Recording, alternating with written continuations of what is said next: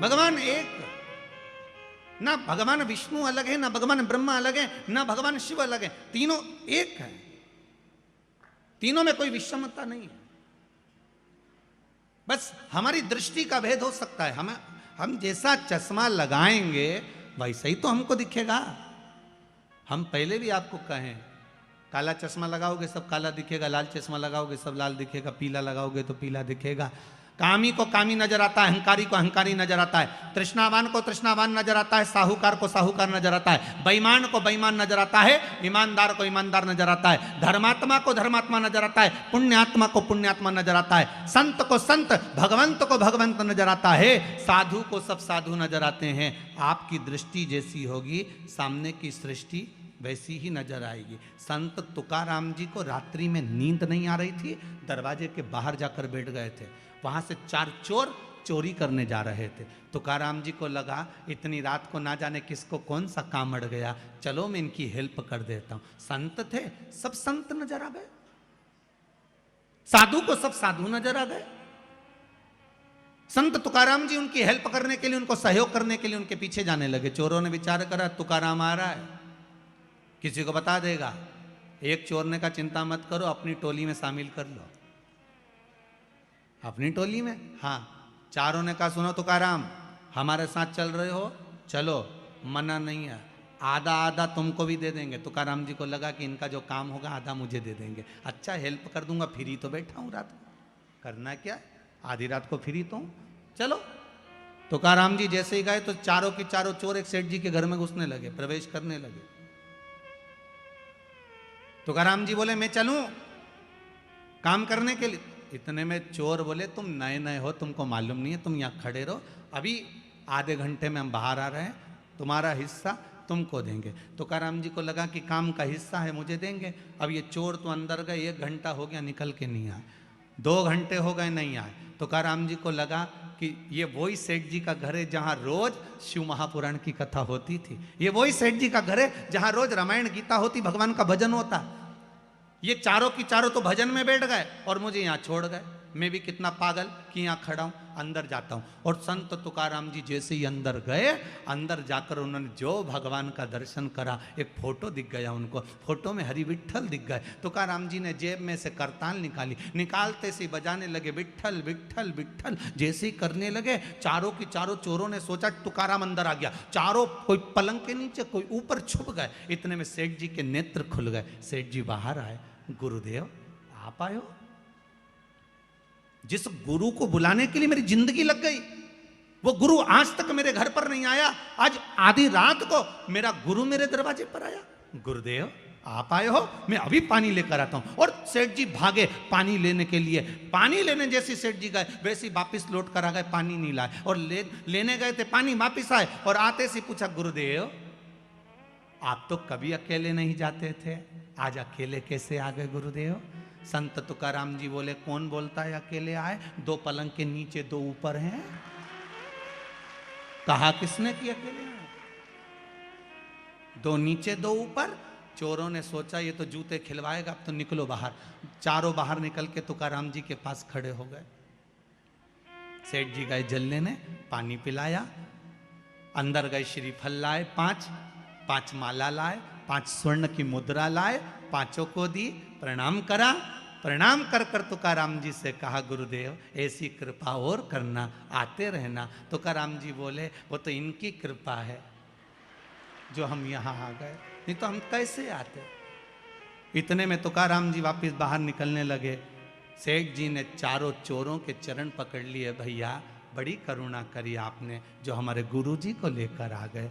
इतने में चोरों की आंखों से जल बह रहा था। बाहर निकलकर संत तुकाराम के चरण चोरों ने पकड़ लिए और कहा गुरुदेव जब जब पकड़ाते थे जूता खा कर आते थे, आज जिंदगी में पहली बार पकड़ाए, गले में माला पहनकर आए हैं, बड़ी कृपा है आपकी।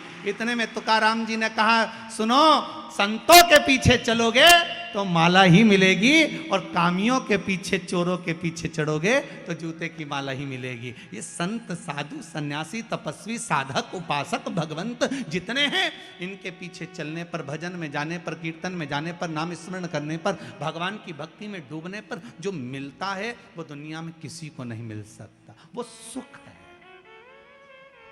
वो सुख है।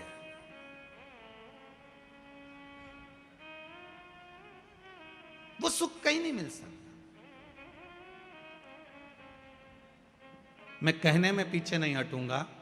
आदरणीय श्री कैलाश जी विजयवर्गीय जी विराजमान हैं, कहीं मेंदोला जी भी बैठे होंगे, श्री रमेश जी मेंदोला। कहने में पीछे नहीं हटूंगा। आपके क्षेत्र के जितनी भी विधानसभाएं होंगी इस इंदौर क्षेत्र के अंतर्गत, कहीं भोजन भंडारे और कथा भागवत इतनी होती कि नहीं होती, वैसे तो बहुत कम सुनने को मिलती है, पर आपका जो क्षेत्र है, जिस क्षेत्र के अंतर्गत कथा चल रही है, इस क्षेत्र के अंतर्गत जिस व्यक्ति से पूछो वो एक ही बात कहता है कि हमारे क्षेत्र के जो विधायक हैं और आदरणीय कैलाश जी हैं या रमेश। अच्छा, एक बात और बड़े प्रेम से बोलते हैं, दादा हैं तो वो जो कथा करवाते हैं, जो कथा के बाद में या अन्य समय पर कथा नहीं भी होती, भोजन भंडारे जो होते हैं बड़े सादगी पूर्ण होते हैं। और उस सादगी पूर्ण भंडारे में एक भंडारे ने विश्व रिकॉर्ड तोड़ा है। मैं तो उस भंडारे में नहीं पहुंचा था, पर खबर पूरे भारत में है। वो है पितृ पर्वत पर श्री हनुमान जी के विराजमान होने का। उस भंडारे ने शायद विश्व रिकॉर्ड तोड़ दिया, सारे रिकॉर्ड तोड़ दिए। और एक ऐसा तीर्थ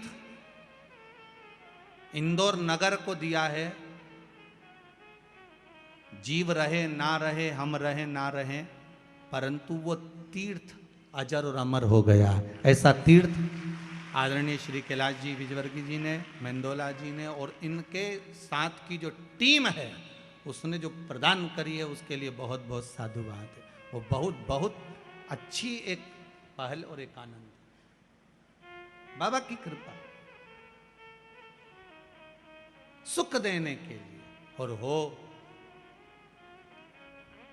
संतों के पीछे चलना। तुकाराम जी की कथा कहती है, यहां भगवान विष्णु का चरित्र कर रहा है, देव ऋषि नारद का अभिमान तोड़ दिया गया। भगवान नारद जी का अहंकार था, अभिमान था, वो टूट गया। बानर का जो मुख लगा था वो छूट गया, भक्ति में लीन। शिव की भक्ति साधारण नहीं है। जितने जितने हमारे यहाँ पर जैसे कहते हैं ये ब्राह्मण है, ये माहेश्वरी है, ये अग्रवाल है, ये ताम्रकार है, ये स्वर्णकार है, ये चौरसिया है, ये वर्मा है, जैसे हमारे यहाँ कहते हैं ये सेन है, ये चर्मकार है, ये दर्जी समाज से है। हमारे यहाँ कहते हैं इन सब के जितने भी पुराने पुराने गुरु हुए हैं, उन गुरुओं को उठाकर देखना। जितने भी इनको वंश में रहे हैं वो सब शिव के उपासक रहे, शंकर के उपासक। शिव की आराधना के बिना कुछ मिला ही नहीं है। जितने मिले महाराज, भगवान राम जी के दो पुत्र लव और कुश, भगवान कुश की 34वीं पीढ़ी में, भगवान कुश की 34वीं पीढ़ी में श्री अग्रसेन महाराज का जन्म हुआ था, जिससे अग्रवाल समाज की वंश की उत्पत्ति माना गया। 34वीं पीढ़ी में। और श्री वल्लभ सेन जी जो श्री अग्रसेन जी महाराज के पिता हैं, वल्लभ सेन जी, उनकी जो धर्मपत्नी थी भगवती देवी जी, विदर्भ की थी। विदर्भ से दो माताएं हमारे यहाँ आई थी, एक सूर्यवंश में, एक चंद्रवंश में। सूर्यवंश में वल्लभ सेन जी की जो धर्म पत्नी है वो विदर्भ की है भगवती माता जी, और विदर्भ से ही श्री रुक्मणी माता जी जो भगवान कृष्ण की धर्म पत्नी है, ये दो विदर्भ से आई।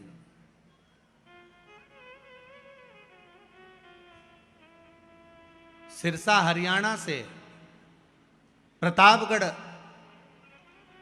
हिसार से ये अग्रसेन महाराज जी के पिता वल्लभ सेन जी निवास करते थे, और उनके जो विवाह संबंध हुआ था वो भगवती देवी जी से हुआ था। तो भगवती देवी जी जो विदर्भ से आई थी, उनके मन में एक भाव जागृत हो गया था कि मैं सूर्यवंश की बहू, राम जी के वंश में 34वीं पीढ़ी में, कुश के अंतर्गत 34वीं पीढ़ी में हमारा जन्म हुआ है, हम यहां आए हैं, क्यों ना राम जैसा पुत्र मेरे घर में उत्पन्न होना चाहिए। तो उन्होंने वल्लभ सेन जी से निवेदन करा था कि मेरे गर्भ से जो संतान हो वो भगवान की भजन करने वाली और जगत का कल्याण करने वाली हो, ऐसी कोई संतान हो। तो भगवती देवी जी ने जब अपने पति वल्लभ सेन जी से निवेदन करा, तो वल्लभ सेन जी ने कहा एक काम करना, शिव की आराधना करना, शंकर का भजन करना।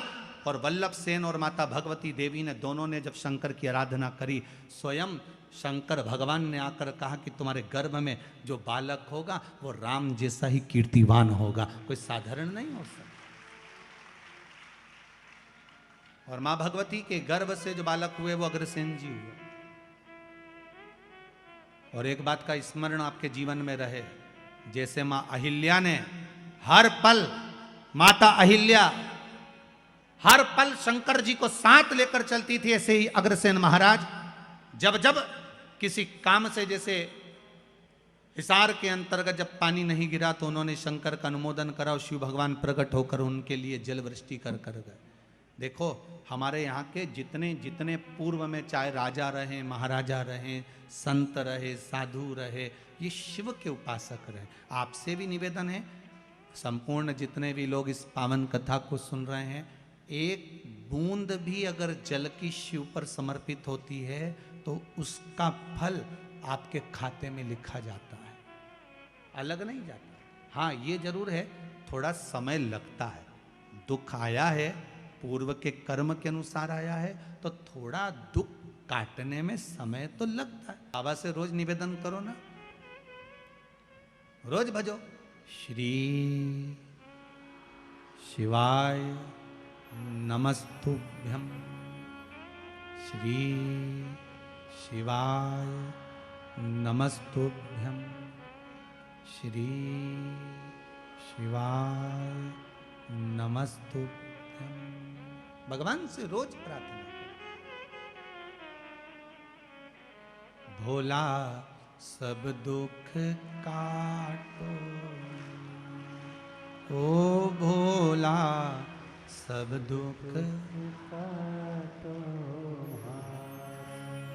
शिव शंकर जपूं तेरी माला, भोले बाबा जपूं तेरी माला, भोला सब दुख काटो, ओ भोला सब दुख काटो। भगवान देव ऋषि नारद का अहंकार गया, समय आया, ब्रह्मदेव से भगवान नारायण ने कहा ब्रह्मा जी आप सृष्टि की लीला आगे बढ़ाओ। ब्रह्मा जी सृष्टि की लीला आगे बढ़ाने वाले थे, तो ब्रह्मा जी के मन में एक भाव उत्पन्न हो गया। ब्रह्मा जी ने कहा, देवाधिदेव महादेव के लिए संशय उत्पन्न हुआ ब्रह्मा जी के मन में, और भगवान विष्णु से कहा कि प्रभु, भगवान नारायण से कहा ब्रह्मा जी ने कि मैं आपका पुत्र हूं, पर हे नारायण आपके पिता का नाम क्या है? भगवान विष्णु ने कहा मेरे पिता शिव है, शंकर। शिव महापुराण में लिखा है, लिंग पुराण के अंतर्गत वर्णन आता है, नर्मदा पुराण में वर्णन आता है, शंकर भगवान ने अपनी जंगा और हस्त कमल पर अमृत का छींटा दिया था। जब देवता अमृत भाग लेकर आए थे तो वो अमृत का छींटा दिया, और ये अमृत कोई एक बार प्रकट नहीं हुआ है, ये अमृत कई बार प्रकट हुआ। उस अमृत के छींटे से उतार कर एक पुरुष की उत्पत्ति हुई थी, वो भगवान विष्णु थे। ये शिव महापुराण में लिखा है। भगवान विष्णु ने अपने शरीर पर जल का सींचन करा था, चारों तरफ जल जल कर दिया था, उस पर आयन करने के कारण भगवान का नाम नारायण पड़ गया। ये शिव महापुराण कहते हैं। तो भगवान विष्णु ने कहा मेरे पिता शंकर, भगवान शिव आपके पिता शंकर। हाँ, शिव कैसे हैं?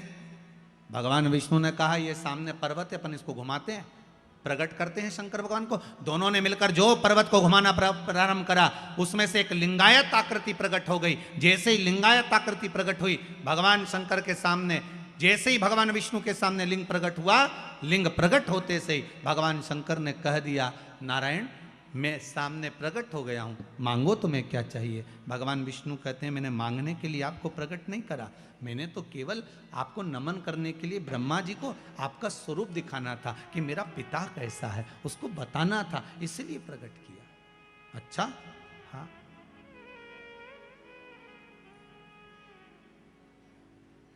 मैंने आपको इसलिए प्रकट किया। भगवान ब्रह्मा जी के मन में भाव उत्पन्न नहीं हुआ। भगवान ब्रह्मदेव ने कहा अगर ये शंकर भगवान का जो शिवलिंग है, भगवान का जो स्वरूप है, इनके चरण कहां है, इनका सिर कहां है? जिस शिवलिंग पर आप पानी चढ़ाते हो उसका चरण कहां पर है? ढूंढा कभी आपने? जिस शिवलिंग पर आप जल चढ़ाते हो उसका सिर कहां पर है? ढूंढा कभी आपने? इस शिवलिंग का चरण कहां है? इस शिवलिंग का सिर कहां पर है? पता करो जरा। भगवान ब्रह्मा जी ने कहा नारायण मुझे बताओ इनका सिर कहां है, इनका चरण कहां है? भगवान शंकर का स्वरूप कहां है? भगवान कहने लगे, विष्णु जी बोले, नारायण बोले आप बताओ क्या करना है। भगवान ब्रह्मा जी ने कहा एक काम करो, मैं जाता हूं शिवलिंग के सिर पर, आप जाइए शिवलिंग के चरण पर। पता करना है कि भगवान शंकर के चरण कहां हैं और सिर कहां है। भगवान विष्णु ने मना करा, मैं जानता हूं चरण नहीं मिलेंगे, ना सिर मिलेगा ना चरण मिलेंगे, पर नहीं माने, चले गए, जाते गए, जाते गए, जाते गए। भगवान नारायण पताल में जाते गए और भगवान ब्रह्मा आकाश में जाते गए। शिवलिंग बढ़ता चले गया, ब्रह्मा जी को शिवलिंग का छोर नहीं मिला। अंत में ब्रह्मा जी हार गए। सामने केतकी का पुष्प मिला, केतकी के फूल को ब्रह्मा जी ने उठा लिया। उठाकर ब्रह्मदेव ने बोला एक केतकी के फूल पुष्प तुम मेरे साथ नीचे चलो, भगवान विष्णु के सामने जाकर कह देना ब्रह्मा जी को भगवान शंकर का सिर मिल गया। केतकी का फूल बोला मैं काय को झूठ बोलूं? व्यक्ति झूठ जब बोलता है जब उसका कोई फायदा होता है, और एक झूठ अगर व्यक्ति ने बोल लिया तो उसको फिर झूठ पर झूठ बोलना पड़ता है। जैसे बटन लगाते ना लोग बात, अब हमारे पास तो बटन वाली शर्ट भी नहीं तो बता देते, हमारे पास तो बद्दी वाली है। बटन जो लगाते हैं ना, एक बटन अगर गड़बड़ लग गई है तो पूरी शर्ट की डिजाइन बिगड़ गई है। एक झूठ अगर गड़बड़ बोल दिया है तो तुम्हारी जिंदगी की भी डिजाइन गड़बड़ हो गई है, ध्यान रख लेना। इसलिए बटन सही लगे, एक बटन गड़बड़ है तो दूसरी भी गड़बड़ लगेगी, दूसरी गड़बड़ है तो तीसरी भी गड़बड़ लगेगी, तीसरी है तो चौथी भी गड़बड़ लगेगी। इसलिए सही बटन लगाओ, झूठ पर मत जाओ। राम नाम जम के तो बोलो, राम नाम सत्य है, सत्य को जीवन में उतारने का प्रयास करिए। सबसे ज्यादा प्रिय शंकर जी को सत्य ही, बोलो सत्य। पर आज के जमाने में सत्य बोल दो तो लोगों को बुरा लग जाए। गुरु जी सत्य बोल दो, सत्य है। केतकी के फूल ने कहा मेरा भला क्या होगा अगर मैं झूठ बोलूंगा तो। भगवान ब्रह्मा जी ने कहा सारे देवताओं पर तुझे चढ़वाऊंगा, सुगंधित बनाकर रखूंगा, चल। केतकी मान गई। आगे चले तो सामने से गौ माता निकल कर जा रही थी। गाय को देखा, ब्रह्मा जी ने कहा गौ माता रुको तो, इधर आओ। गौ माता आई। ब्रह्मा क्या बात है? गौ माता जी ने कहा, ब्रह्मा जी बोले तुम हमारे साथ चलकर नीचे एक बार भगवान विष्णु के सामने कह दो कि ब्रह्मा जी को सिर मिल गया, शिवलिंग का सिर मिल गया ब्रह्मा जी को, आप चलकर कह दो। गौ माता ने कहा मेरा फायदा क्या है? ब्रह्मा जी बोले घर में सबसे पहली रोटी बनेगी तो तुम्हारे को दी जाएगी। व्यक्ति का फायदा होता है तब वो झूठ बोलता है।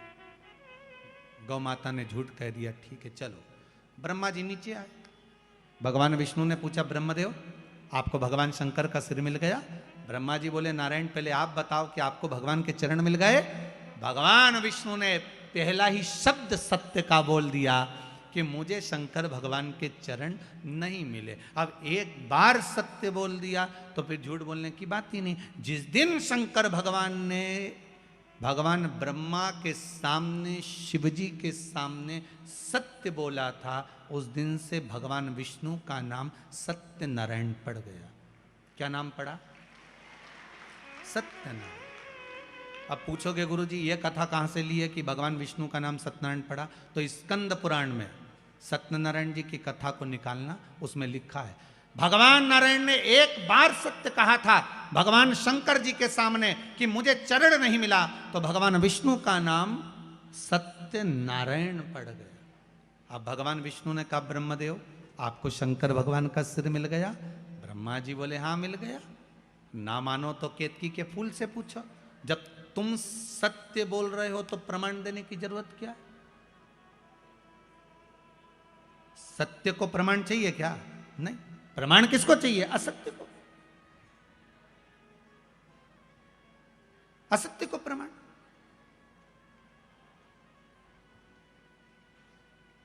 सती माता ने झूठ बोल दिया था, एक झूठ माता सती ने शिव जी के सामने कर दिया था, मैंने कोई परीक्षा नहीं ली।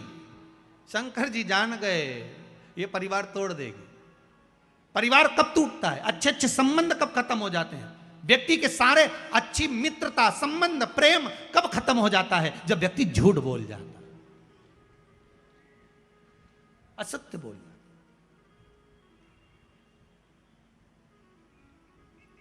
केवल एक झूठ के चक्कर में माता सती ने अपना पूरा परिवार नष्ट कर लिया, शिव के करीब नहीं जा पाई। एक झूठ ने सती माता को शिव से दूर कर दिया।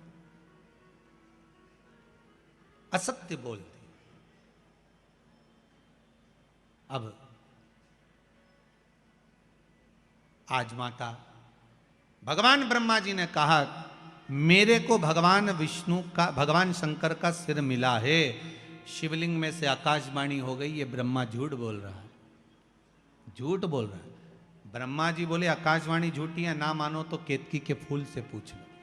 भगवान विष्णु ने केतकी के फूल को हाथ में लिया और पूछा, बोल केतकी, क्या ब्रह्मा जी को सिर मिल गया? शंकर ब्रह्मा जी को भगवान शंकर का सिर मिल गया। भगवान शिव जी की आकाशवाणी हो गई, केतकी के पुष्प। तू झूठ बोल रहा है? हे केतकी के पुष्प, मैं तुझे श्राप देता हूं, सारे देवताओं पर तू चढ़ेगा पर शंकर पर कभी नहीं चढ़ेगा। अगर एक केतकी का पुष्प शंकर पर चढ़ गया तो 1000 गौ हत्या के बराबर दोष लग जाता है महाराज। इसलिए केतकी का फूल सारे देवताओं पर चढ़ता है पर शंकर पर भूल से नहीं चढ़ता, कभी भी केतकी का पुष्प नहीं चढ़ेगा। मैं तुझे श्राप देता हूं कि तू मुझ पर कभी नहीं चढ़ सकता। 1000 गौ हत्या के बराबर दोष है केतकी का फूल अगर शिव पर चढ़ जाए। ब्रह्मा जी बोले, आकाशवाणी झूठी है, ना मानो तो आप गौ माता से पूछ लो। बोलो गौ माता, क्या भगवान ब्रह्मा को भगवान शंकर का सिर मिल गया? बोलो आप। गौ माता बोली, हाँ सिर मिल गया ब्रह्मा जी को भगवान शंकर का। फिर आकाशवाणी हो गई, ये गौ माता झूठ बोल रही है। भगवान शंकर ने कहा, गौ माता तू जगत की मां होकर झूठ बोलती है, मैं तुझे श्राप देता हूं गौ माता। उड़कर वो शंकर भगवान के ऊपर चले गया। शिव जी के ऊपर जैसे ही गाय के दूध का फेन गया, झूठा फेन चले गया, जाते से ही शंकर भगवान उठकर खड़े हो गए। गौ माता को लगा कि भोलेनाथ मेरे पुत्र को मार देंगे। शंकर जी ने इशारा करा, गौ माता ने मुख को खोला और तेज श्वास ली। श्वास लेते से ही शंकर भगवान को गाय निगल गई। शिव जी गौ माता के पेट में जाकर बैठ गए।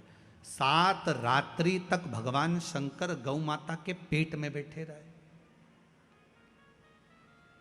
अब जरा ध्यान दीजिएगा, शिव बैठे हैं उस गौ माता के पेट में। आप लोग जो भोजन पॉलीथीन में डालकर बाहर पटक देते हो, गाय वो खा जाती है और वो पॉलीथीन गाय के पेट में जाती है, वो कैंसर बना देती है। जरा विचार करिए, गौ माता बेलपत्री में ये जो 3 पत्तियां होती हैं, कभी कभी 5 पत्ती की भी बेलपत्र होती है, कभी कभी 6 पत्ती की भी होती है, 4 पत्ती की भी होती है। उस बेलपत्र का बड़ा महत्व होता है महाराज जी। 4 पत्ती की अगर बेलपत्र मिल जाए तो महाराज, जो लकवे वाला शरीर होता है, जिसके शरीर में लकवा लग जाता है, उस लकवे के शरीर वाले के लिए 4 पत्ती की बेलपत्र शंकर भगवान पर समर्पित कर कर अवधूतेश्वर महादेव के नाम से 7 लोटा पानी, 7 कलश, पीले चंदन का जल शिव जी को चढ़ाया जाता है। 4 पत्ती की बेलपत्र को वापस उठा कर लाते हैं, उसको धोकर जो लकवे का शरीर वाला मरीज होता है, धीरे धीरे उसको चूर कर उस बेलपत्र को खिलाना प्रारंभ कर देते हैं। धीरे धीरे शरीर उसका काम करने लगता है। जिसको लकवा लगा हो वो प्रयोग कर सकता है। इसी बेलपत्र की जो नीचे की 2 पत्तियां होती हैं, इन 2 पत्ती के लिए पहले भी वर्णन करा, इन पत्र में भी है। किसी माता को इंजेक्शन लगते थे, इंसुलिन लगता था, पर बेलपत्री के सेवन करने से उनको अब इंसुलिन की जरूरत नहीं है शुगर लेवल में। बेलपत्री की जो पत्ती होती है, नीचे की दोनों पत्तियां, इस पर केसर से आप चंदन का तिलक, केसर का तिलक लगा लें। और भगवान शंकर का जो शिव जी के 13 बच्चे हैं, शंकर जी के कितने बच्चे हैं? 13। उन 13 बच्चों में शंकर जी की 5 लड़कियों का नाम ले। जया, जम के बोलिए, जया, विषहरा, श्यामली बारी, दौतली और देव। ये शंकर जी की 5 लड़कियां। इन 5 लड़कियों का नाम लेकर एक एक बेलपत्र को शिव जी पर समर्पित करना प्रारंभ कर दें। 5 या 7 बेलपत्र ले लें, उसको समर्पित कर दें, उसको लेकर आए।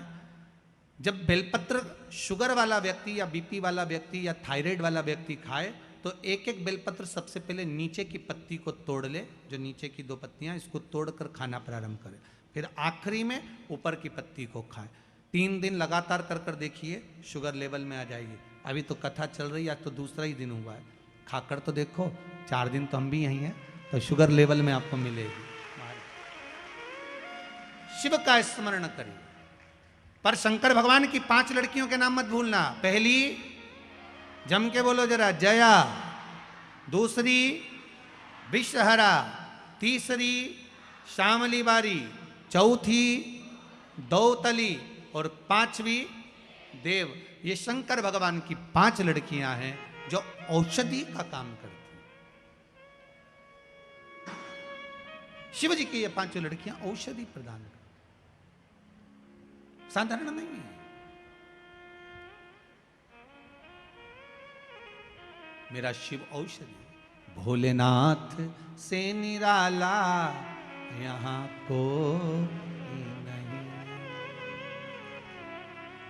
कोई नहीं रे, यहाँ कोई नहीं रे, यहाँ कोई नहीं। भोलेनाथ से निराला, भोलेनाथ से निराला यहाँ कोई नहीं। शंभुनाथ से निराला यहाँ कोई नहीं। शंभुनाथ से निराला यहाँ कोई नहीं। कोई नहीं रे, यहाँ कोई नहीं। कोई नहीं रे, यहाँ कोई नहीं। कोई नहीं रे, यहाँ कोई नहीं। कोई नहीं रे, यहाँ कोई नहीं। भोले बाबा से निराला यहाँ कोई नहीं। भोलेनाथ से निराला यहाँ कोई नहीं। जय हो।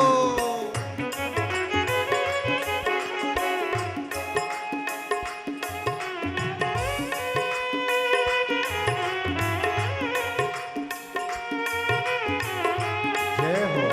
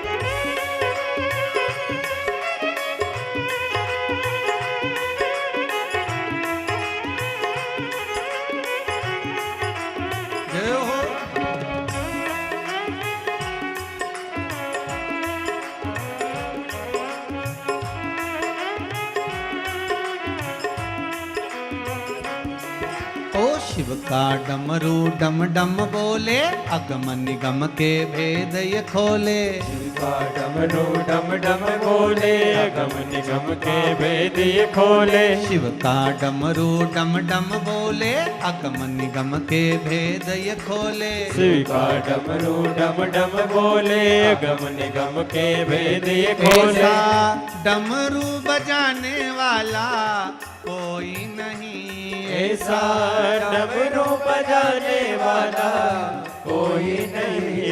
ऐसा डमरू बजाने वाला कोई नहीं। ऐसा डमरू बजाने वाला कोई नहीं। भोलेनाथ से निराला यहाँ कोई नहीं। भोलेनाथ नाथ से निराला यहाँ कोई नहीं। शंभोनाथ से निराला यहाँ कोई नहीं। शंभुनाथ से निराला यहाँ कोई नहीं। जय हो।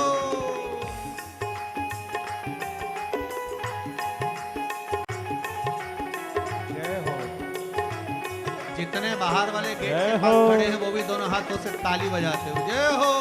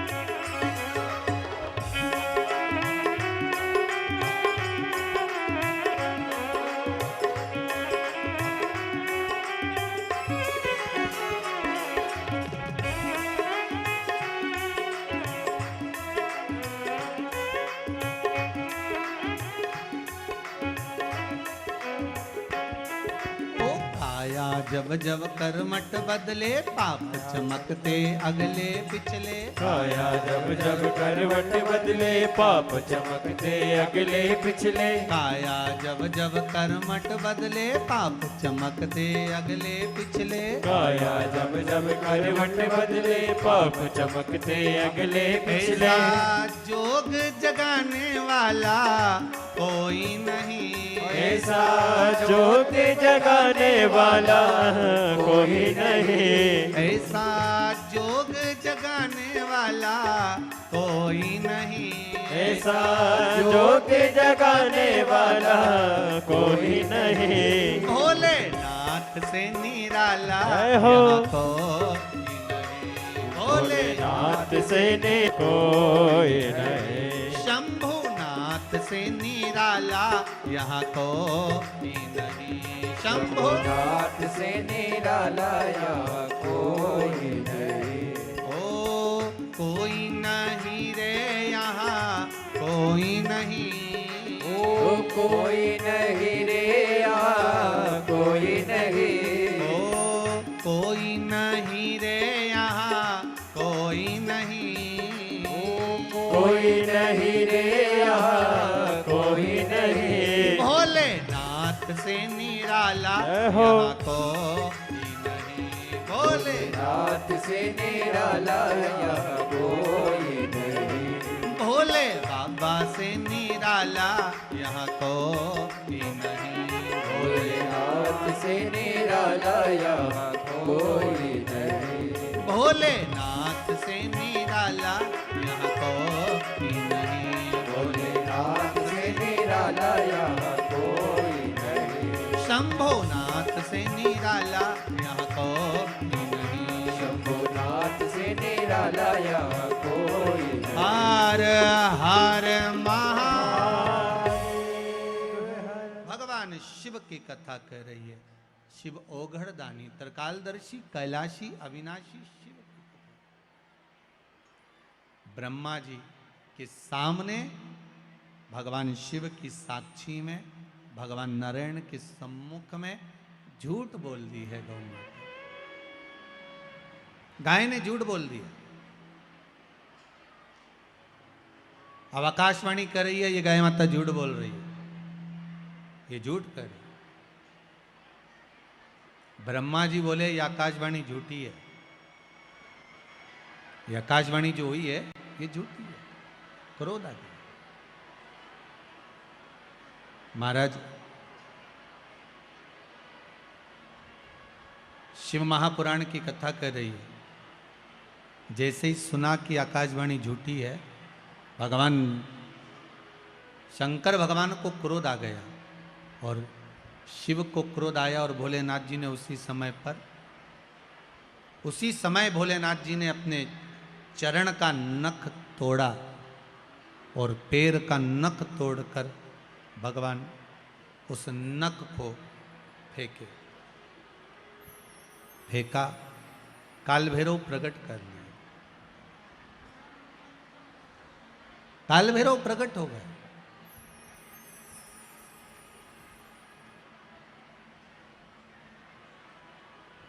जब काल भैरव प्रकट हुए, भगवान शिव जी ने आदेश दिया कि जाओ, जाकर जिस मुख से ब्रह्मा जी झूठ बोल रहे हैं, जिस मुख से ब्रह्मा झूठ बोल रहे हैं, ब्रह्मा जी का वो सिर काट दीजिए। फिर ध्यान देना, शंकर भगवान को प्रसन्न करने का सबसे सुंदर तरीका है एक लोटा जल। पर एक लोटा जल ना हो तो बेलपत्र, बेलपत्र ना हो तो 3 बार ताली, 3 बार ताली ना हो तो बम बम भोले, और ये भी ना हो तो अपने जीवन में दिन भर में कम से कम 1 बार सत्य बोलो। दिन भर में 1 बार कितना बोलना है? 1 बार बोल लो, बहुत है।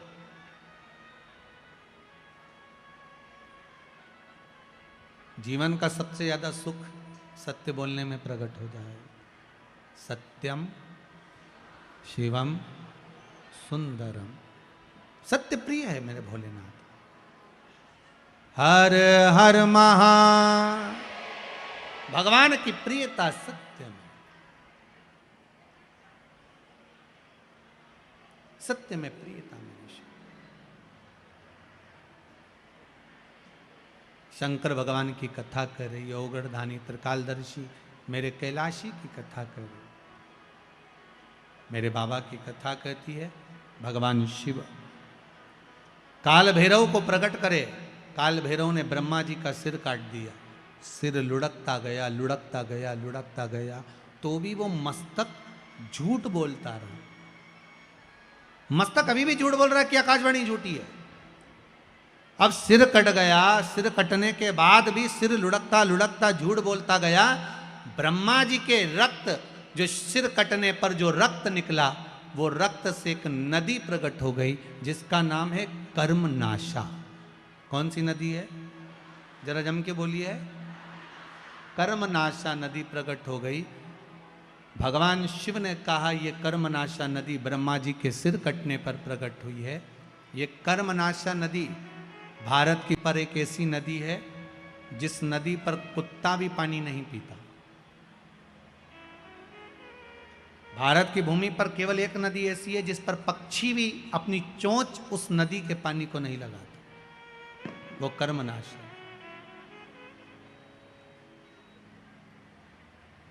इलाहाबाद से काशी के बीच में बहने वाली ये नदी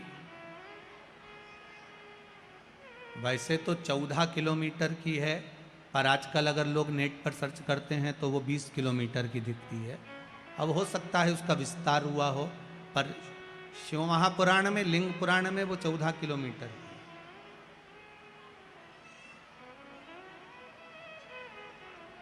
एक कर्मनाशा नदी जिस पर यूपी गवर्नमेंट ने बड़े बड़े बोर्ड लगा कर रखे हैं, इसमें हाथ ना धोइए, इसमें पांव ना धोइए, इसका स्पर्श ना करिए, ये कर्मनाशा है।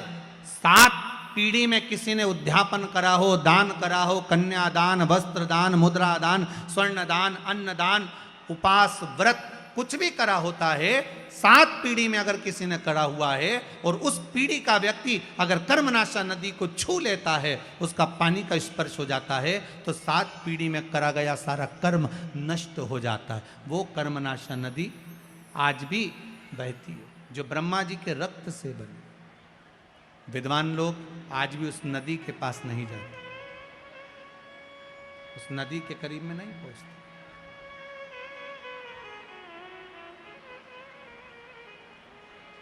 नदी के करीब में नहीं जाते। महाराज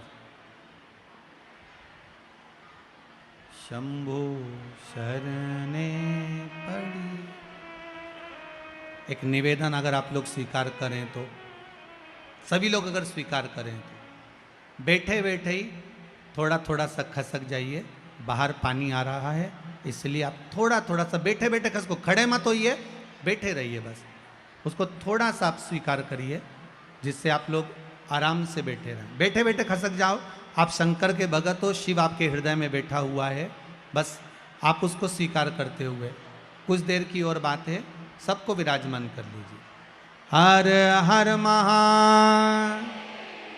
शंभो शरणे पड़ी, मांगू घड़ी रे घड़ी दुख काटो, दया करी ने दर्शन आपो, दया करी ने दर्शन आपो।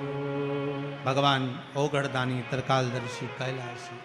हर हर महा हर हर महादेव। भगवान शंकर ओगढ़दानी त्रिकालदर्शी मेरे शिव ने कृपा करी और काल भैरव प्रकट होकर ब्रह्मा जी का सिर काट दिए, ब्रह्मा जी का मस्तक कटा। भगवान ब्रह्मदेव ने क्षमा याचना करी, क्षमा याचना करी, तब भगवान विष्णु ने कहा क्या चाहते हो ब्रह्मदेव? ब्रह्मा जी बोले प्रभु बस इतनी कृपा कर दो महाराज, एक करुणा थोड़ी सी कर दीजिए, जो मेरा सिर कटा है, वो कटा हुआ सिर संसार में इसको लोग बुरा ना कहें, इससे नफरत ना करें, ऐसी कृपा कर दो। भगवान ने कहा क्या करना चाहिए? भगवान विष्णु बोले प्रभु आप तो सामर्थ्यवान हैं, आप सब कुछ कर सकते हैं। भगवान उसी समय पर ब्रह्मा जी के कटे हुए सिर को वट वृक्ष बना देते हैं। काय का वृक्ष बनाया है? वट वृक्ष। भगवान शंकर ने कहा सुनो ब्रह्मा जी, ए ब्रह्मदेव, तुम्हारा जो सिर कटा है ये वट वृक्ष के नाम से पूजा जाएगा। इस बड़ के पेड़ के नीचे लोग पिंडदान करेंगे, तर्पण करेंगे, भजन करेंगे, स्मरण करेंगे और मेरी भक्ति को धारण करेंगे। शिव जी स्वयं उस बट के पेड़ के नीचे विराजमान हुए। शंकर जी का एक नाम हो गया बटकेश्वर महादेव। क्या नाम पड़ा है? बटकेश्वर महादेव। महाराज जिसका कर्जा ज्यादा बढ़ जाता है, आवक रुक जाती है, कोई कर्जा ज्यादा हो गया, पैसे नहीं आ रहा है, अदालत में कोई केस चल रहा है, निपट नहीं रहा, तो उसके लिए बटकेश्वर महादेव का पूजन किया जाता है। लिंग पुराण में लिखा है कि बटकेश्वर पूजन जो होता है वो भगवान बड़ के पेड़ के नीचे शिवलिंग का निर्माण कर कर, या बड़ के पेड़ के नीचे कोई शंकर भगवान का शिवलिंग हो, वहाँ पर इस पूजन को किया जाता है। जिस व्यक्ति पर कर्जा ज़्यादा हो जाए या अदालत में या कहीं कोर्ट केस हुआ हो या तकलीफ आ रही हो, तो बटकेश्वर महादेव का पूजन मान्य है। छोटे से शिवलिंग का निर्माण बट वृक्ष के नीचे करना। और पहले भी आप लोगों को कहा है, ज्यादा बड़ी मूर्ति घर के अंदर ना हो, प्रयास करिएगा अंगुष्ठ आकृति के बराबर की मूर्ति हमारे घर के अंतर्गत हो। और अगर बड़ी मूर्ति भी आपके घर में है तो इसका मतलब ये नहीं कि आप उसको निकाल दें, उसको भी पूजन में रखो, वो अपनी पुरातन है, उसका भी स्मरण करिए। पर प्रयास करो कि बाजार से कोई नए देवता की मूर्ति ज़्यादा एकत्रित नहीं करना। आज के ज़माने में बड़ी बड़ी परेशानी है। जिस तीर्थ में जाते हो वहाँ से मूर्ति लेकर आ जाते हो। बद्रीनाथ जी घूमने गए तो बद्रीनाथ जी को लिया, द्वारका जी गए तो बोलते जाओ जरा, द्वारका जी को लिया, जगन्नाथ जी गए जगन्नाथ जी को लिया। इतने सारे देवता घर में रखे हैं। अब भगवान की पूजन हो रही नहीं हो रही, थोड़ी बहुत पूजन हुई, थोड़ी बहुत नहीं हुई। अब छोटी जगह में, अब जैसे आप लोग हो, अगर पास पास में आप लोगों को बिठा दिया जाए तो परेशानी होती कि नहीं होती? जम के तो बोलो जरा, होती है ना। अब तुम्हारा इतना बड़ा तो मंदिर घर के अंदर, कितना बड़ा मंदिर, छोटा सा तुम्हारे घर में मंदिर, इतने बड़े मंदिर में वहीं शंकर जी बैठे, वहीं राम जी बैठे, वहीं कन्हैया जी बैठे, वहीं लड्डू गोपाल, वहीं पर लक्ष्मी जी, वहीं पर दो गणेश जी, वहीं पर सारे देवी देवता। बद्रीनाथ गई तो उनको भी लाया, जगन्नाथ गई उनको भी लाई, रामेश्वर गई उनको भी लाई, सारे देवता वहीं इकट्ठे। और सुबह से उठ कर गई, इतनी सी शक्कर ले गई। अब इतनी सी शक्कर भगवान के सामने रख दी और आरती उतार दी। अब सारे देवता आपस में सोच रहे कि तुम खाओगे कि हम खाएंगे। इसलिए शास्त्र कहता एक साधे सब सधे, सब साधे बिसरा। एक तो हो जाता है। ब्रह्मा भी उसी में है, विष्णु भी उसी में है, इंद्र भी उसी में है, देवी भी उसी में है, देवता भी उसी में, सब उसी में विराजमान। कहीं हमें भटकना नहीं है उसको ढूंढने के लिए, सब उसी के भीतर विराजमान। एक बेलपत्री, मात्र एक बेलपत्री का पत्ता, जिसके भीतर ब्रह्मा भी है, विष्णु भी हैं, शिव भी हैं। और इस बेलपत्री के बीच वाली पत्ती से लेकर जहां दो पत्तियां रहती हैं, उस पत्ती के बीच में जो गैप होता है डंडी का, इसमें 64 योगनियां भी हैं।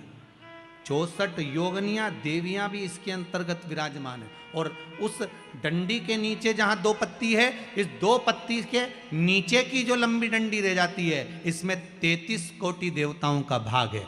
उस डंडी के नीचे जो छोटा सा एक मोटा सा भाग रह जाता है, कई बार आप लोगों ने बेलपत्री को तोड़ा होगा तो नीचे एक मोटा सा भाग रह जाता है, महाराज उसके अंतर्गत सारे तीर्थों का भाव जागृत रहता है। उस बेलपत्री को केवल साधारण ना समझे, शिव को अगर समर्पित कर रहे हैं तो वो संपूर्ण उसी के अंतर्गत,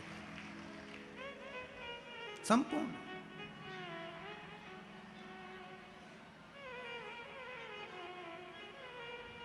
केवल आप लोगों ने बेलपत्र अगर कभी शिव जी पे चढ़ी हुई, हम तो कई बार निवेदन करते हैं कि आप उसका सेवन हफ्ते में एक बार, जिसको भी शुगर हो, बीपी हो, थायराइड हो, हफ्ते में एक बार शंकर जी पे चढ़ी हुई बेलपत्र अवधूतेश्वर महादेव के नाम से, कौन से महादेव? अवधूतेश्वर महादेव के नाम से खाना प्रारंभ कर देना चाहिए हफ्ते में एक बार।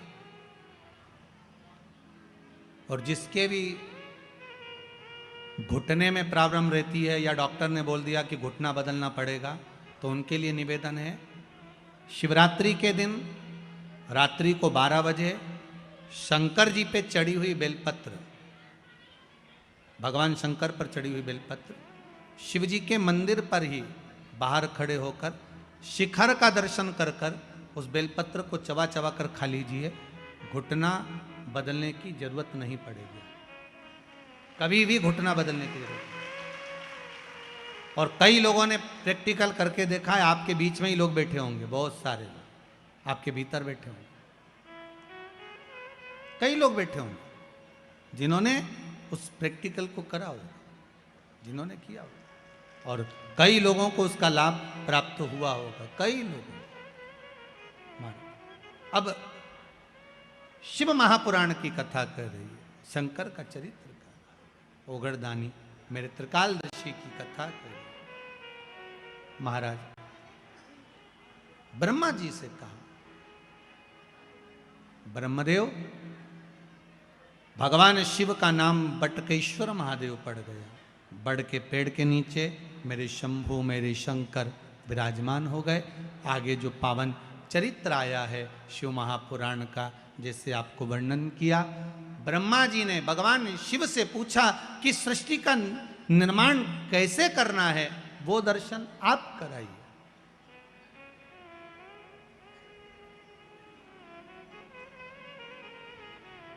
इस सृष्टि खंड को बढ़ाना कैसे है, उसका वर्णन आप करें। महाराज शिव कथा कहती है ब्रह्मा जी के लिए भगवान स्वयं वर्णन कर कर जाते हैं कि आप एक काम करिएगा, आधा पुरुष आधे स्त्री का निर्माण करिएगा। पुरुष और स्त्री का निर्माण करना था, ब्रह्मा जी को भान नहीं हो पाया, उन्होंने पुरुष और स्त्री को मिलाकर निर्माण कर दिया, जिससे किन्नर उत्पन्न हो गए। अब किन्नर उत्पन्न हुए तो भगवान विष्णु और भगवान शंकर दोनों आ रहे थे,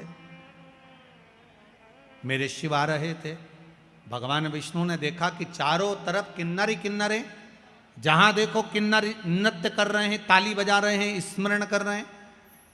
इतने में तो भगवान विष्णु को हंसी आ गई, बड़ी जम के भगवान नारायण हंस दिए, बहुत ठाका लगाकर। जैसे ही भगवान विष्णु हंसे तो भगवान शंकर ने पूछा, क्या हुआ नारायण, आप हंस क्यों रहे हो? भगवान विष्णु ने कहा, प्रभु आपने ब्रह्मा जी से कहा था कि सृष्टि का निर्माण करो, पर ब्रह्मा जी ने कैसी सृष्टि बनाई, चारों तरफ किन्नरों को उत्पन्न कर दिया।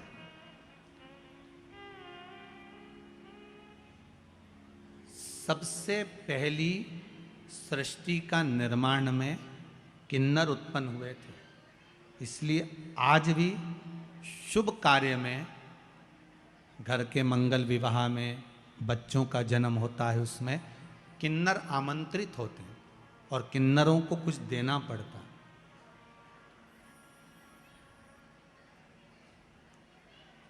ये भगवान ब्रह्मा की बनाई हुई सृष्टि में से प्रथम सृष्टि में किन्नर थे, निर्माण करा, और तुम हंस रहे।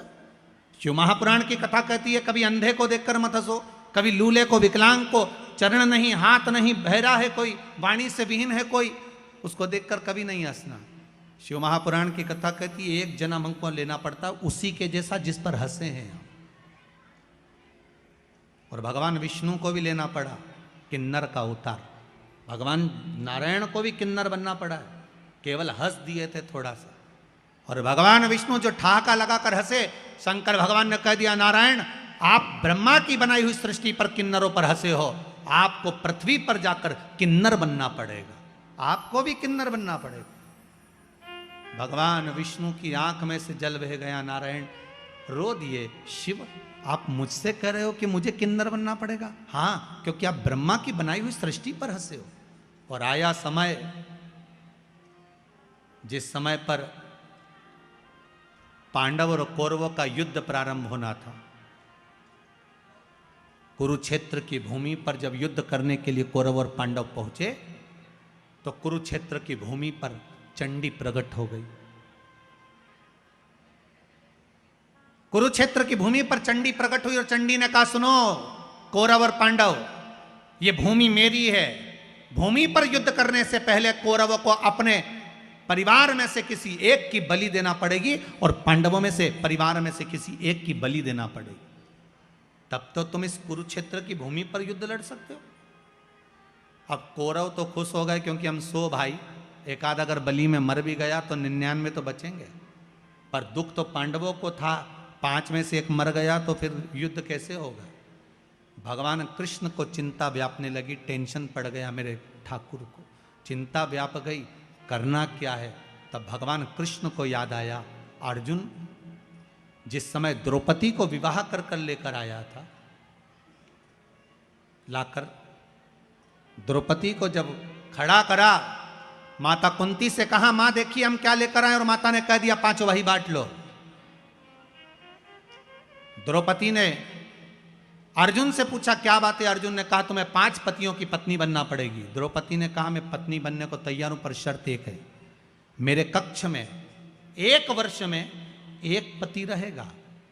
अगर दूसरा पति मेरे कक्ष में अगर आ जाता है तो उसको 5 वर्ष के लिए वन भोगना पड़ेगा। अगर मैं 5 पतियों की पत्नी बन सकती हूं तो थोड़ा संकल्प आपको भी लेना पड़ेगा। अर्जुन ने पांचों से पूछा, पांचों तैयार थे।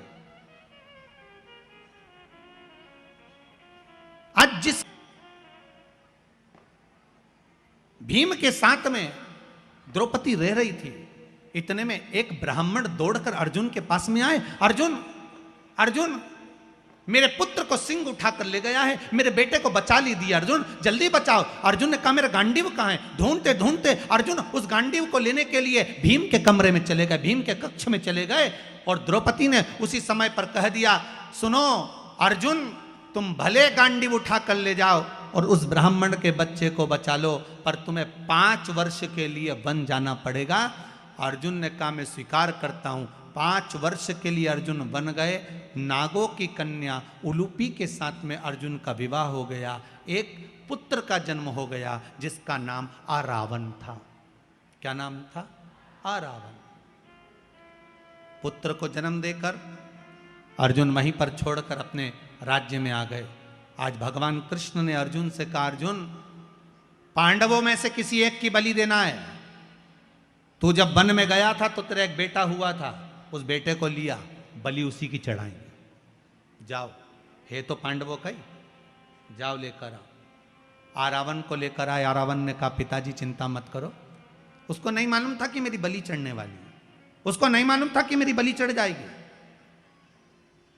आरावन ने कहा पिताजी चिंता मत करो, युद्ध के मैदान में मैं कौरवों को काट काट कर पटक दूंगा, आप क्यों चिंता करते हो? आए आरावन, भगवान कृष्ण मिलने के लिए गए आरावन से। भगवान कृष्ण ने कहा, आरावन आपको मालूम है कि क्यों आए हो? आरावन ने कहा मुझे युद्ध लड़ना कौरवों से।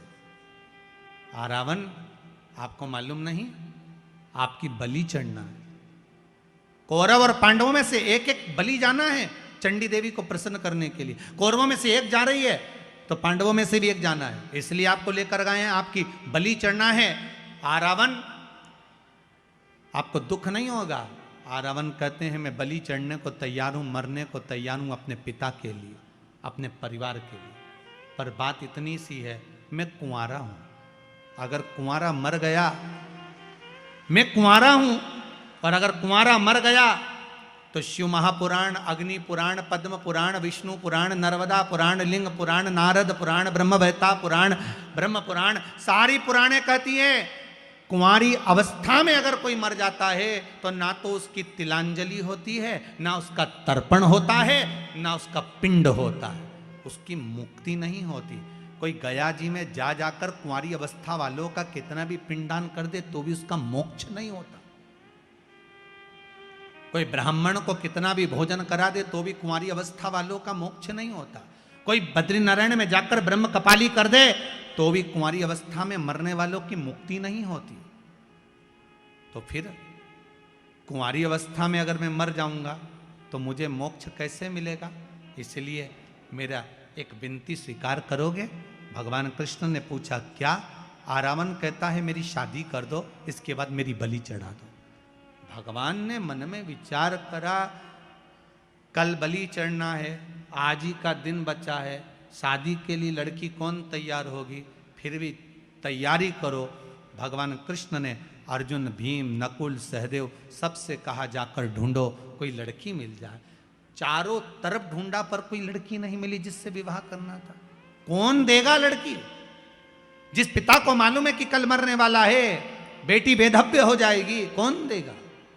किसी ने बेटी नहीं दी, किसी ने बेटी नहीं। भगवान कृष्ण ने विचार करा, शंकर भगवान ने कहा था कि पृथ्वी पर जाकर तुम्हें किन्नर बनना पड़ेगा। भगवान कृष्ण आधी रात को किन्नर का रूप रख लिए और आरावन से शादी कर ली है। किन्नर का रूप, भगवान कृष्ण ने किन्नर का रूप धारण करा, आरावन से विवाह करा। इसलिए आज भी किन्नर मांग में सिंदूर भरते हैं, हाथ में चूड़ी पहनते, पांव में बिछुड़ी पहनते, गले में मंगलसूत्र पहनते। कोई पूछे उनसे कि इनका पति कौन है, का विवाह आधी रात को होता है, जैसे भगवान कृष्ण किन्नर बन के विवाह करे थे आरावन से। किन्नरों का विवाह आज भी आरावन से होता है, आधी रात को होता है। रात को होने के बाद उस घड़े से विवाह कर कर घड़े को सुबह फोड़ दिया जाता है, क्योंकि भगवान कृष्ण सुबह रात्रि को किन्नर बने और सुबह आ रावण की बलि चढ़ गई, इसलिए उस घड़े को फोड़ दिया जाए। भगवान कृष्ण को भी किन्नर बनना पड़ा। आप किसी विकलांग पर, आप किसी कमजोर पर, आप किसी बेहीन पर अगर हंसते हो, एक जन्म आप भी तैयार रखिए कि आपको उसका लेना पड़ेगा। क्यों हंसो? उसको देखकर तो दुख होना चाहिए कि बेचारे की माना दशा है। अब ये तो भगवान ही जानता है कि किस कारण से व्यक्ति को भोगना पड़ रहा है। ये तो वो दातार दयालु ही जानेगा, भगवान ही जानेगा। कुंवारी अवस्था में मर गया तो मुझे नरक भोगना पड़ेगा। कुंवारी इसीलिए शिव महापुराण की कथा कहती है, भागवत पितरों को तार सकती है, भागवत पितरों को तार देती है, पर शिव महापुराण की कथा केवल एक कथा ऐसी है जो कि आहूतों को तारती। आहूत मतलब कुंवारी अवस्था में जो मर गए, गर्भ में 6 महीने का, 8 महीने का, 9 महीने का, 10 महीने का कोई बच्चा जन्म लेकर कुंवारी अवस्था में, कोई बड़ा होकर जिसका विवाह नहीं हुआ, अधोगति में कोई मर गया, ये शिव महापुराण कुंवारी अवस्था वालों को तार देती है। कहते हैं कि कथा सुनकर जो व्यक्ति निकल कर जाता है शिव महापुराण की कथा सुनकर, उसके शरीर से एक तरंग निकलती है। रास्ते में, मार्ग में जितने भी कुंवारे मर गए हो, एक्सीडेंट में मर गए हो, या किसी के घर के अंदर गर्भ में 6 महीना, 8 महीना, 9 महीना, 10 महीना का कोई बच्चा शांत हो गया हो, वो नारी भी अगर कोई कथा सुनकर जा रहा हो, उसका मुख देख लेती है तो उसका दोष समाप्त हो जाता है, और जो कुंवारी अवस्था में मर गया उसका मोक्ष हो जाता है। शिव महापुराण की कथा अधोगति वालों को भी तार देती। आज आप लोग इतनी संख्या में आए हो, बाबा विश्वनाथ की कृपा, महाकाल दादा की दया है, शंभू की कृपा है, मेरे शंकर की, वो तारने वाली है, तारना, उसकी कृपा, उसकी दया।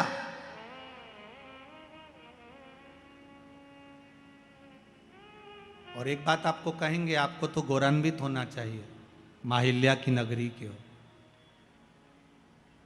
यहां से निकल कर जाते हो ना, जितनी दूर तक कदम कदम पढ़ते पढ़ते अपने घर पहुंचते हो ना, शिव महापुराण में ऐसे नहाए हुए होते हो कि घर पर जाकर भी शंकर की ही चर्चा होती है।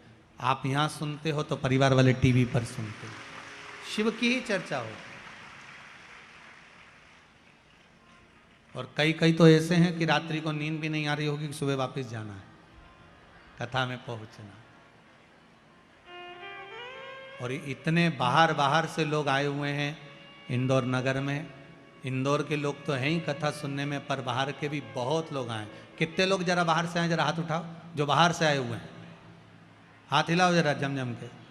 बहुत बढ़िया, बहुत लोग हैं आप लोग। रखो रखो रखो रखो रखो, बहुत बहुत कई कई दूर से, बहुत, कहीं मुंबई, कहीं पुणे, कहीं गुजरात, राजस्थान, सब जगह से भगत लोग आए हुए हैं। अब इंदौर के कितने बैठे हो रहे, जरा हाथ उठाओ। अरे बहुत सारे हो, रख लो रख लो रख लो रख लो रख लो, ढेर सारे, रखो रखो। हर हर शिव उपासना, भगवान शंकर की भक्ति, शिव की आराधना जीव को सुख प्रदान करती है। कुंवारी अवस्था में भी अगर कोई चला गया, उसको भी गति प्रदान करती है। महाराज, तब भगवान भोलेनाथ ने देखा कि ये दशा गड़बड़ हुई। शिव जी ने अपना अर्धनारीश्वर स्वरूप का दर्शन कराया, अर्धनारीश्वर स्वरूप का दर्शन कराया। भगवान अर्धनारीश्वर जी पधार रहे हैं। एक बार जोरदार ताली बजाकर उनका स्वागत करेंगे, अर्धनारीश्वर भगवान का दर्शन करेंगे। हमारे बीच में आदरणीय श्री कैलाश विजयवर्गीय जी भी पधारे हुए हैं। पचकोइया वाले महाराज श्री लक्ष्मण दास जी महाराज जी, महामंडलेश्वर जी पधारे हुए हैं। साथ में गुरुदेव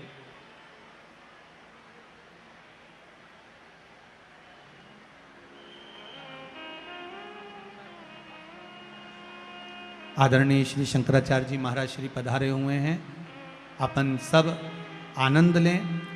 2 शब्द आशीष वचन गुरुदेव के मुख से आदरणीय जगत गुरु श्री शंकराचार्य जी के मुखाग्रविंद से श्रवण करेंगे। आशीर्वाद के वचन। आप लोग अपनी जगह पर बैठे रहें पानी थोड़ा सा है तो अंदर की ओर आप लोग आ जाएं, पर गीले ना हो। थोड़ा सा निवेदन रहेगा, सभी लोग अपनी जगह पर आनंद लेते हुए, जल में गीले ना हो, आप थोड़ा थोड़ा सा आगे बढ़ते हुए अंदर की ओर प्रवेश करें। थोड़ा थोड़ा अंदर की ओर प्रवेश करें। मेरा निवेदन है माताओं से, बाहर किसी को गीला मत होने दीजिए। और सभी से निवेदन है थोड़ा सा आप लोग ध्यान रखें। और आशीर्वचन हमारे बीच में विराजमान जगत गुरु श्री शंकराचार्य जी महाराज जी से श्रवण करेंगे।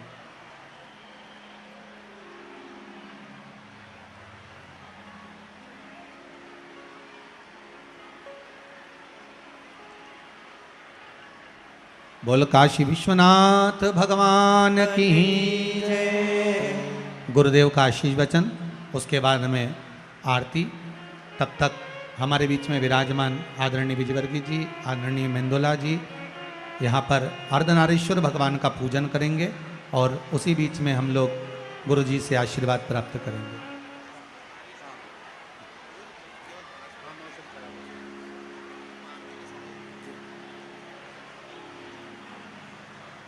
श्रुति स्मृति पुराणानामालयं करुणालयं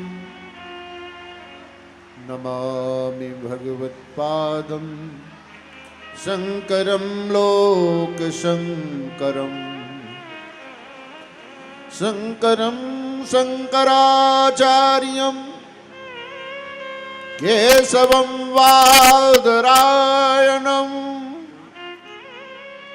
सूत्रभाष्यकृतौ वन्दे भगवन्तौ पुनः पुनः।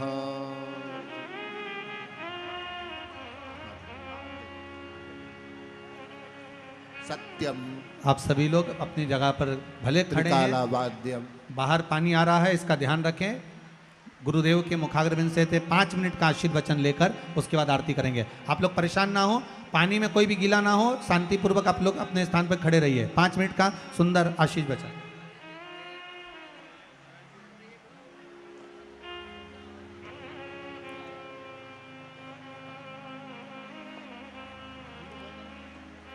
सत्यम त्रिकालावाद्यम। सत्य का तीनों काल में कभी भी अभाव नहीं होता है।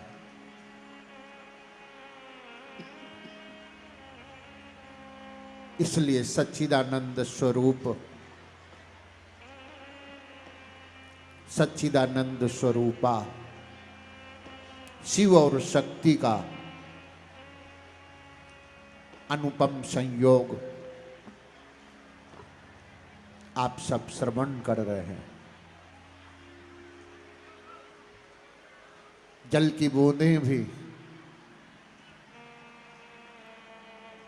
ऐसे शीत में आपको संतृप्त न कर सके।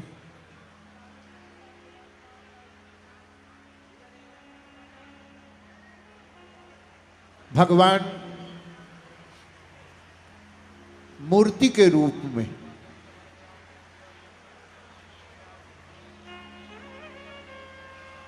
और भगवान अमूर्त के रूप में, लीनमर्थमिति लिंगम, जिससे ये सारी सृष्टि उत्पन्न हुई है और जिसमें ये सारी सृष्टि समाहित है और लीन हो जाती है।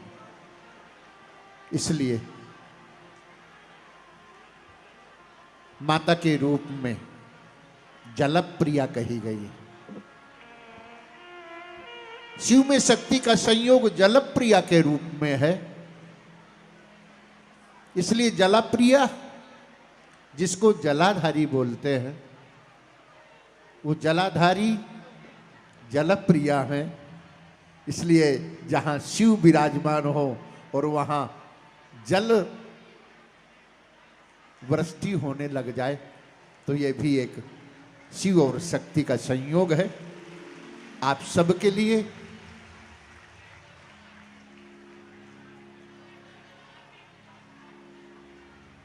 वो सत्य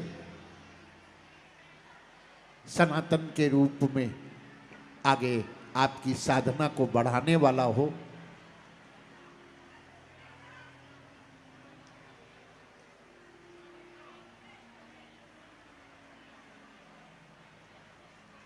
पारदीप जी मिश्र के मुखारविंद से आप सब शिव पुराण की कथा का श्रवण कर रहे हैं और मंडोला जी, विजयवर्गीय जी और उनके समेत शास्त्रियों का आप ये पावन आयोजन का आनंद ले रहे हैं। आप सब लोगों को बहुत बहुत साधुवाद, बहुत बहुत आशीर्वाद। ओम सब बोल काशी विश्वनाथ भगवान की। हर हर महादेव, हर हर महादेव, हर हर महादेव। आदरणीय